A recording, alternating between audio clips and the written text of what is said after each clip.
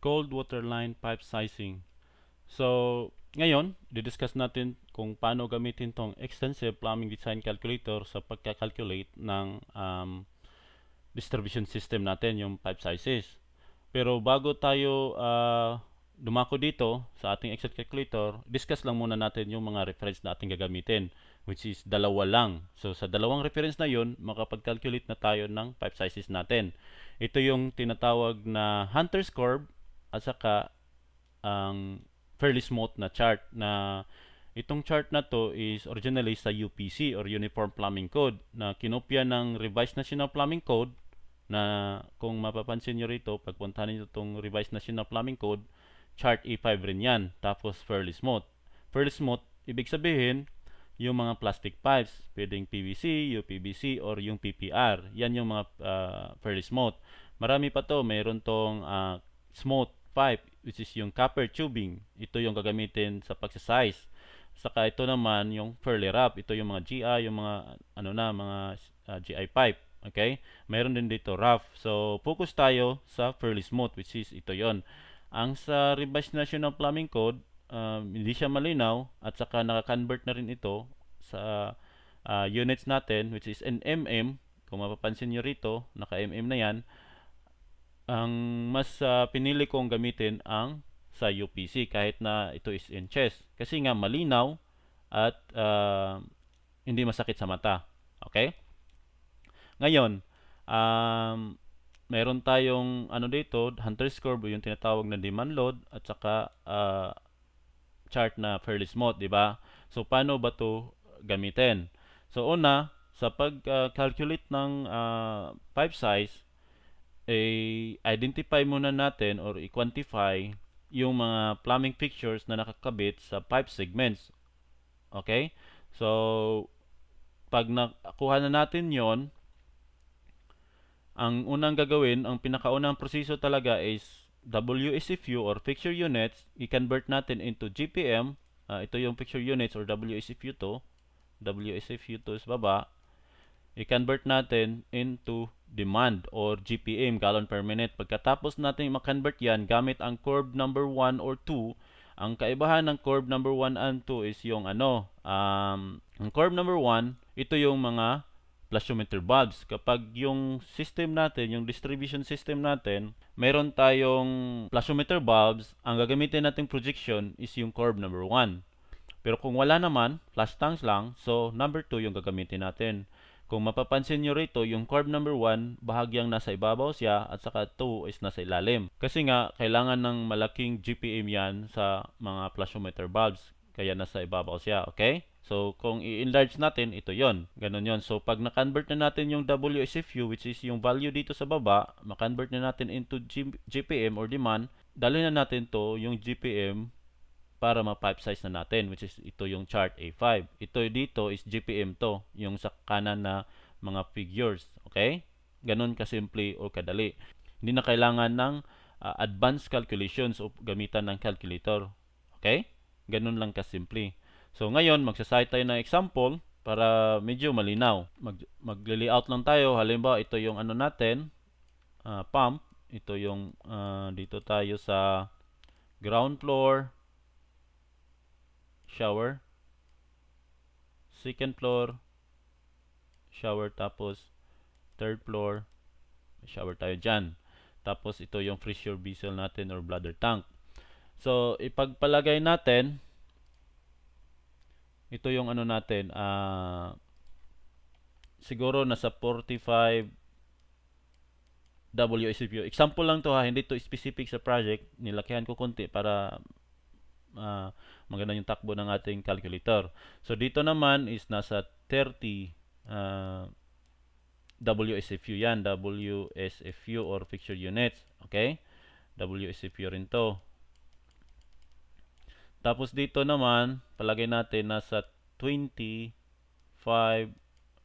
WSFU. Okay? So, kung i-analyze natin, ang lagyan lang natin to ng pipe segment para mas malinaw. Mas malinaw pag may pipes. E, B, C, D, tapos ito E. Tapos naman ito is E.1. Pwede na nasa inyo 'yon kung paano kayo mag pipe mark or pipe segments D.1. Tapos C.1, okay? So ngayon, halimbawa itong C to C.1, 45 WSFU yan, 'di ba? So 45 WSFU, which is ito 'yon, 40, 45, ito 'yon. So kung walang pluviometer bulbs, curve number 2 ang gagamitin natin. Tapos i-project lang natin to sa kaliwa. Yan yung magiging ano niyan. Medyo nasa ibabaw siya ng 25. So mga 26 or 27 yan. Okay? Ganun kadali. Ganun lang kasimple pag gamit niyan. Tapos, so kung 25 WSFU, dito tayo. So 20, 25. Ito yon. So ang demand naman yan, GPM is nasa mga 18 or 17. So ganun. So kuha na natin yung demand na GPM, dalhin natin yan ngayon dito sa ating chart A5. So halimbawa ang 25 na WSFU is equivalent to 18. So project natin to. Tapos yung gagamitin nating velocity is between 4 and 8 lang. So explain muna natin yan kung bakit 4 hanggang 8 lang tayo. Ito kasi yon. Basahin lang natin to. In accordance with good engineering practice, it is recommended generally that maximum velocity at maximum probable demand in supply piping be limited to 8 feet per second. So, limitado tayo sa 8, di ba? Habang dito sa pangatlong paragraph, it is also recommended that maximum velocity be limited to 4 feet per second. In water supply piping that supply a quick closing device such as a solenoid, pneumatic valve, or a quick closing valve or faucet of self-closing, push-pull, push-button, or other similar type. So pag ganon, may mga quick closing device or valve, 4 ang gagamitin natin na velocity. Okay? Yan yung pinaka number 1 rule sa sa size ng CWL or cold water line kung ang gamit nating method is velocity method or ang gamit nitong chart na to. Okay? So, ibig sabihin, kung i-simplify natin to, tatanggalin natin tong 1, ito, ang 2, 3, kasi nga, pag may quick closing device or valve, 4 ang gagamitin natin. Kung wala naman, maximum tayo sa 8, pwede tayong gumamit ng size or 5. Pero max tayo sa 8, di ba? At saka, ang 10, tanggal na tong 10, tanggal na tong 15 feet per second, 20, 30, at saka 40. Hindi na tayo pwedeng gumamit yan. So, ibig sabihin, 4, 5, 6, 8 lang tayo hanggang 8. So, yung kanina, yung calculation natin na 18, banda rito yon. So, i-project natin sa kaliwa. Kung 8 ang velocity natin, ito yung ano niya. Diba? Ito yung intersection ng 8, ito yung 8, at saka ito yung 18. So, ang tamang gawin dyan, i-project natin pa taas hanggang ma-hit natin itong sunod na diagonal or line ng pipe sizes, which is ono siya. Okay? Ganun lang yung kadali. So, mas i-simplify pa natin yan. Ano lang natin yung pipe sizes natin. I-cancel yung mga projection dito na wala sa market natin gaya ng 3.8. Wala tayong 3.8 sa Pinas, di ba? So cancel natin to. Simplify natin to. Split lang tayo. Ito PPR tayo dito. So ito siya ngayon. Puntahan natin to balik. I-clear lang natin to. So ito is Atlanta na kumpanya. So sa Pinas to. Manufacturer yan ng tubo. So sa Pinas, mayroon tayong 1/2. Mayroon tayong 1/2. Mayroong 1/2 dito, okay to. So walang 3/8, diretso 1/2 yung sa Pinas natin. So cancel yung 3/8 na pipe size natin dito sa chart natin. Hindi natin yan i-consider, okay? So 3/4, may 3/4 sa Pinas. Okay to. Uno, may uno sa Pinas, so okay rin to. Tapos 1 and 1/4 saka 1 and 1/2. So may 1 and 1/2 na nakalagay sa chart, which is ito. Pero may 1 and 1/4 din tayo. So ibig sabihin, itong linya na to, pwede natin itong i-consider na 1 and 1/4 kasi nga meron tayo sa Pinas. 'Di ba? So, sunod is dos. May dos dito. Okay to. Tapos, yung ang dos imidya at saka tres, ang dito nga lang, kailangan natin mag-analyze konti kasi may tatlong linya sa chart natin. Tatlong linya yan. Habang dito naman sa 2 at saka sa 4, may dalawang sizes lang tayo sa Pinas. So anong magandang approach diyan? So anong gitna ng 2 at saka 4, di ba? De 3. So dito, ang pagitan ng 4 at saka 2 is yung gitna niya ito. Kasi nga yung kung titingnan natin graphically, yung close sa gitna is ito yon. So ito yung magiging trace natin. 3 inches na tubo. And then, tapos na to, may dos imidya tayo. So, obviously, yung dos imidya is pagitan ng dos at saka tres. So, sa graph natin, yung natatanging linya dito na in between ng 2 and 3 is ito. So, maging dos imidya to. Okay? So, tapos na tayo dito. So, diretso sa ice yung Atlanta. So, ito, okay to. Saka may 4, okay yan. So, 5, walang 5 sa Atlanta or sa Pinas. So, cancel tong 5 na to. So hanggang dito lang muna tayo kasi sa Atlanta hanggang size lang sila. So kung may project kayo na mas malaki pa, um, ano nyo lang, ito yung gagamitin nyo kung may available sa Pinas. Pero so far sa Atlanta yung as per Atlanta yung reference natin, so hanggang size lang tayo. Pagkatapos na ma-simplify natin to, may ginawa akong CAD dito. So sa velocity ito yon 4, 5, 6, and 8. Yan yung sa velocity. Ang sa 5 sizes naman, ito yon 1 half, 3/4, 1, 1 and 1/4, 1 and 1 half, 2, 2 and a half, 3, 4, at saka 6. Yan, hanggang dyan lang tayo kasi nga sa Atlanta hanggang 6 lang.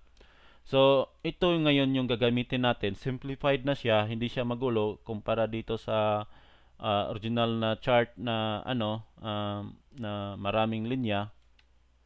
Medyo magulo to. Kaya ginawa natin ng paraan para medyo malinis at saka hindi siya confusing, di ba? Ngayon, ito-try natin tong gamitin gamit itong sample na sinight natin dito kanina. At the same time, try na nating subukan yung Excel natin, yung Extensive Plumbing Design Calculator natin, okay? So base sa dito sa ano natin sa 5 segments. So dito, kinonsider ko lang yung ano natin, yung vertical schematic na diagram sa pagpa-5 segment. Kung halimbawa yung ano nyo, yung project nyo, halimbawa so naka top view or plan view, ito yung pump, ito yung pressure vessel dito, ito yung linya, may paliko-liko pa yan. Bago mag riser, i-consider nyo yung mga liko dito, di ba?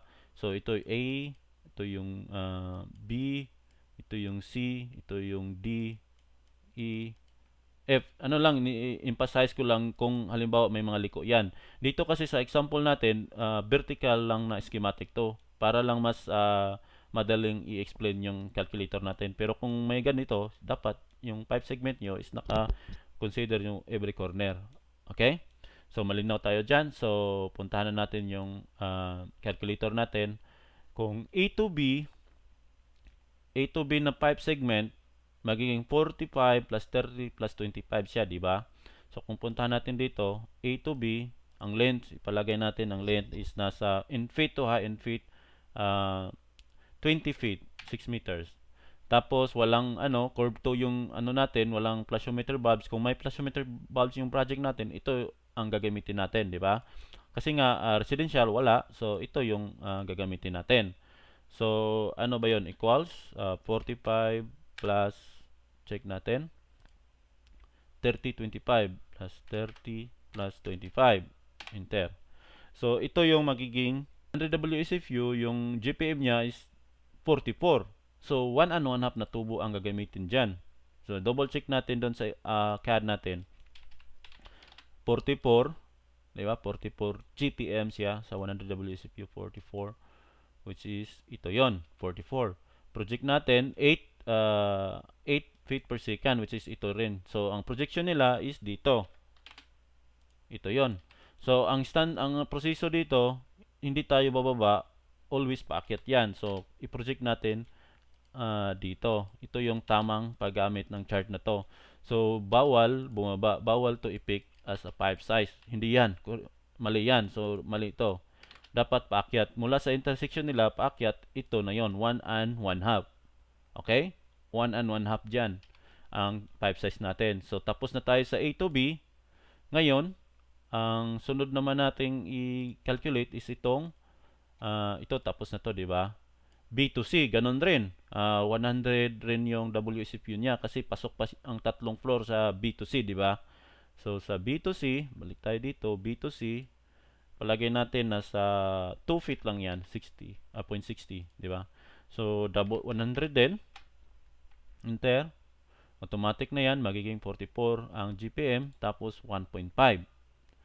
C to D. Ang C to D natin dito sa ating example is ito yon. Dito muna tayo. C to C.1. C to C.1 is 45 WSFU. C to C.1. C to C.1. Palagay natin na sa mga 30 feet. Tapos 45, di ba? 45 yon. So automatic nagka-convert siya ng GPM, di ba? So ang sukat niya ngayon is 1 and 1/4. Yung tubo na yon, yung C to C.1. Next, anong sunod? Itong C to D, di ba? Itong C to D naman, karga niya ang second floor at saka third floor. Second, third. So, magiging 55. 55 yung load niya. So, C to D, uh, 10 feet, tapos magiging 55 yung load niya. Ganun lang. So, 1 and 1/4. Ganun lang kasimple. Sunod, punta tayo dito. Ang D to D.1 naman tayo. D to D.1. D to D.1 is 30 WSFU. D to D.1 siguro nasa mga 30 feet. Nagiging 30 WSFU yan, di ba? Double check nga natin. 30, yeah. 30 WSFU. So, 1 inch yung gagamitin natin dyan. So, sa mga main branch pa yan ha, sa ibig sabihin, pagdating dito, 1 inch to, pero sa mga branches, sa mga picture na yan, 1/2 na yan, automatic. So, WSFU. So, sunod, close na natin ito. Ito, D to E. Ang D to E, magiging 25 WSFU yan. D to E. D to E. So, 10 feet, magiging 25 WSFU. So, 17, di ono rin ang gagamitin dyan. So, A to E1, E.1, E to E.1, siguro mga sa 40 feet, 25. So, di ono rin yan. Okay, ganun lang kadali. Tapos, di ba, mas madali. Kung halimbawa, ang ano natin, yung project natin is commercial, tapos may bulb, di ba? May flash bulb. So automatic kapag may flash bulb or yung mga quick closing bulb, 4 na yung gagamitin natin na 4 na yung gagamitin natin na velocity, di ba? Kung mapapansin nyo, pag 4, lalaki yung tubo, di ba? Kumpara sa 8, kung 8, ito yung 8, di ba? 1.5, 1.5, 125. Kapag ginawa natin itong 4 velocity, lalaki, di ba? Naging 2.5. So, dito naman, ililipat to dito, maging 100 dyan. Kasi nga, may ano dyan, may yung siniserve na ano dito na mga plumbing fixture is mga bulb. So, dito natin ilagay, lalaki, mas lalong lalaki yung tubo natin. Okay? Ganun yun kaganda yung calculator natin. May option tayo na lagyan to ng WSFU. So, kung ang sinerve lang niya na na bulb is nasa mga 15 WSFU lang, tapos dito yung 85, pareho lang din. So, 85 plus 15 na 100. 'Di ba? Pero yung conversion nila magkaiba. Kasi nga itong dito, yung 15, kinonvert niya ito 'yon, 31. Tapos yung 85, kinonvert niya ito 40, tapos magto-total siya. Ito na ngayon yung basihan ng pagpa-pipe size ng tubo in GPM. I-check natin. So kung 15 na WSFU, 15 WSFU, kung i-check natin dito, flash bulb, 15 WSFU, so zoom in lang tayo, 15, 5, 10, 15, ito yon, di ba?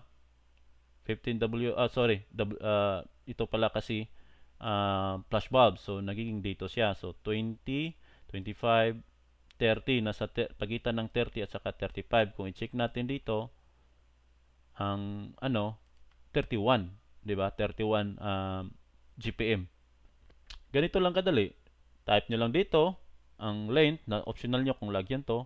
Hindi naman to connected sa formula dito. Ang ano lang dito is um, dito makita yung mga length ng bawat segment. Tapos ito naman, ito yung column na kung saan ay ikikiin natin yung mga WSFU kung may plasmometer bulb sa segment na yan. Kung ang segment is walang WSFU, walang plasmometer bulb, ito yung gagamitin natin. Okay? Tapos ang conversion dito siya lalabas sa unang column.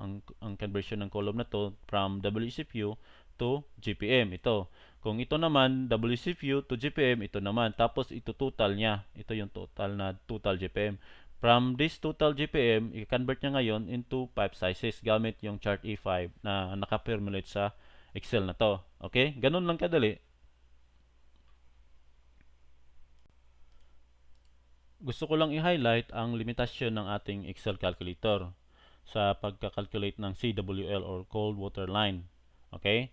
Ang pinakaunang limitasyon is itong WSFU natin sa curve number 1 is up to 369 lang. Kung makikita nyo dito, 369 which is dito yon.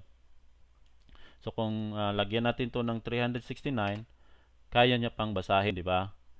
So kung 370 na yan, so wala na, di na niya kayang basahin. So make sure na yung project natin kung lampas na dito, so hindi na to applicable. Okay? 369, kaya niya pa. Samantalang sa chord number 2 hanggang 477 lang tayo sa ngayon. Ongoing pa yung pag-upgrade natin. So 477, kaya niya pa. At saka 478, hindi na. Okay? So hanggang doon lang tayo sa 477. Yung next na limitation natin, ito yon. Kung ang WSFU natin is may decimal, halimbawa ng mga 0.5, kasi sa UPC may mga 0.5 doon na na WSFU gaya ng water closet, 'di ba? Or ng hose babe nasa 2.5. Yung mga ganon.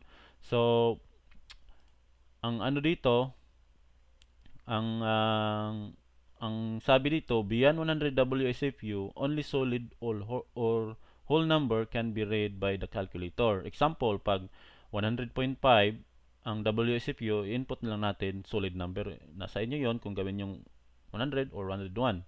So halimbawa 100.5, di ba? 100.5 ang resulta ng ating WSFU. So 0 siya, hindi siya babasahin. Kung gawin natin tong 101, babasahin siya, di ba? Ganun lang. So ang maximum na may 0.5 tayo is hanggang 99.5 lang tayo. So babasahin niya pa yan. Kung 75.5, basta below 100, kaya niya basahin. Kung 10.5, kaya niya basahin. Pero pag 100, 5.5, hindi niya na kaya basahin. Kaya gawin na natin 106. Okay? Ganon yung ano pa natin, may mga limitasyon pa tayo sa calculator ginagawa or ongoing pa yung pag-upgrade natin. Okay?